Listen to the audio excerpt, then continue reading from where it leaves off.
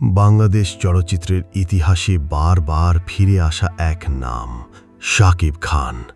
দীর্ঘ ২৫ বছর ধরে একা হাতে বাংলা সিনেমাকে টেনে নিয়ে চলেছেন তিনি। যখন সবাই মুখ ফিরিয়ে নিয়েছে, হলের দর্শক আসা বন্ধ হয়ে গিয়েছিল, তখনও তিনি থেকে গেছেন। সিনেমা করেছেন, লড়েছেন, বাঁচিয়ে রেখেছেন একটা ইন্ডাস্ট্রিকে। কিন্তু আফসোস, সেই মানুষটার সেই অবদানকে যেন আজও সম্মান জানাতে শিখিনি আমরা। তাণ্ডব একটি সিনেমা নয়, এক টুকরো আশার নাম। এই সিনেমার মাধ্যমে অনেক দিন পর দর্শক আবার হলে ফিরেছে, টিকিটের জন্য লাইন ধরেছে, সেলফি তুলেছে, হাততালি দিয়েছে।